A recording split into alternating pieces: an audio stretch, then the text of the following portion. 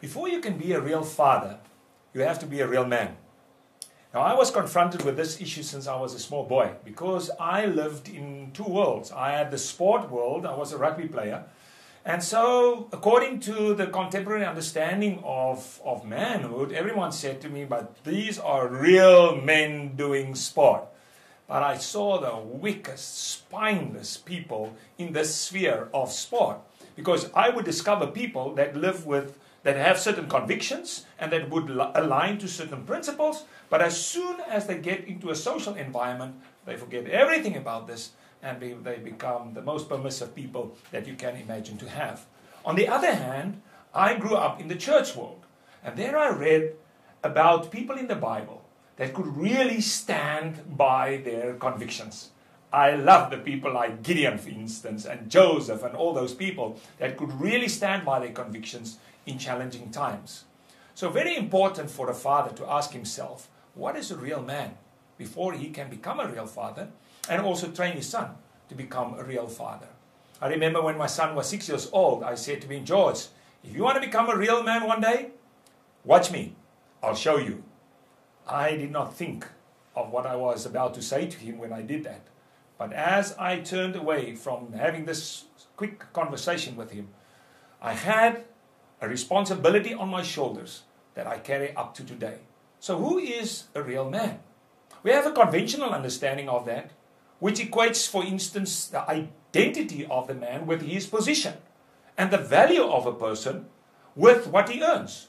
And the goal of a person is to have success, and he is rewarded by power in the marketplace. And then people think that this is a real man. If he has the position, the power, the success, then he has ticked all the boxes, and then he's a real man. Now that I'm a father and I have to train my son who is a real man, I had to think and dig very deep to understand who a real man is. And maybe you can come up with 4 or 5 qualities of a real man. Here are 4 of the qualities that I came up with, and we can add obviously many more.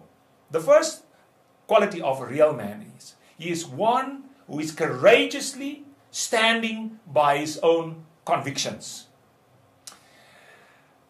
It was marvelous to see how Daniel in the Bible just stand by his convictions despite the fact that the world is changing from government to government, standing by clear convictions to such an extent that everyone ultimately sees him as the pillar that they had to go to for finding real wisdom in life. And therefore, if you believe that pornography is wrong, you stand by your conviction.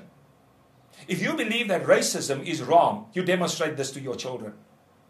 If you believe that if we only care for ourselves, egotistically is wrong, you demonstrate this by serving others and get your children involved in that. Standing by your conviction is a very important aspect or characteristic of a real man.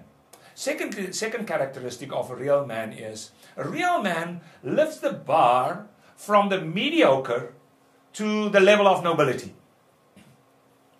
I have been trying to teach my children since they were very small that we will never think like other people think. We will never be average. We cannot think like other people. We will not speak like other people. We will not live like other people, because we are reborn. Reborn to what? Reborn to understanding of how to live heavenly principles on earth. We have to colonize earth with heaven. And if you have to colonize earth with heaven, you've got to think on the level of heaven, the level of nobility. And therefore, if every conversation is just filled with one-dimensional talk of sport and money and weather and things like this, and you never rise above this, from the mediocre to greatness, by expressing what you really believe in, what would change this earth to become a better place, I doubt if you're a real man. I think God has given us the instruction to have dominion over this earth, to have responsibility in this world, and for that we have to rise the level of the thinking of people in general in society. The third characteristic of a real man is, he takes up responsibility and he executes this with intentionality. G.K. Chesterton once wrote back to a question that was posed by a journalist in a newspaper. And the journalist asked the following and said, please, what is the problem of the world today? Please write in and answer this question. G.K. Chesterton wrote a very short letter in which he said, Sir, on your question, what is the problem with the world today? I am yours truly, G.K. Chesterton. You see, he did not point fingers to anyone else because he took up the responsibility of this world. So if I look at a township, if I look at the city, I say the problem of the township and the problem of the city and the problem of the community and the problem of my neighbor's house is my problem. I want to take up responsibility for it.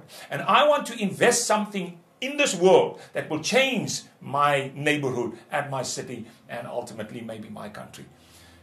A real man is one that takes up the responsibility and with sincere intentionality addresses that responsibility.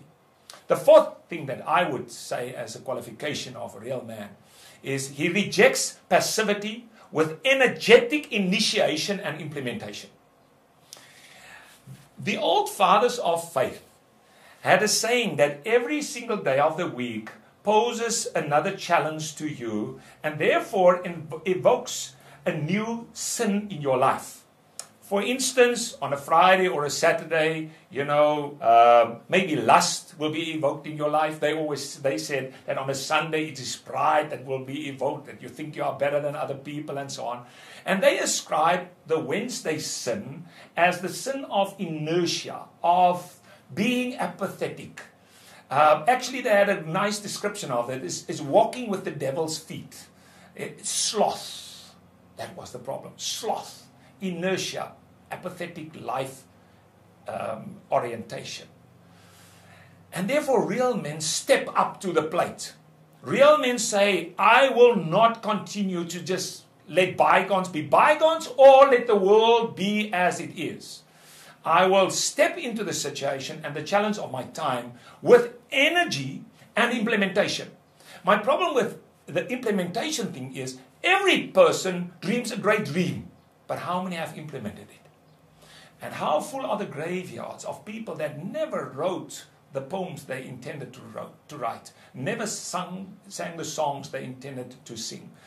And then the world stays the same because they haven't taken their dreams and transformed this into reality by implementing the dreams. Real men are seriously, actively implementing their dreams. These kinds of things I like to teach my son. Because I want my son to be the real man that God intended him to be. A man who will leave this earth with clear fingerprints. I've been here by intention and I have achieved my intended purposes on this world.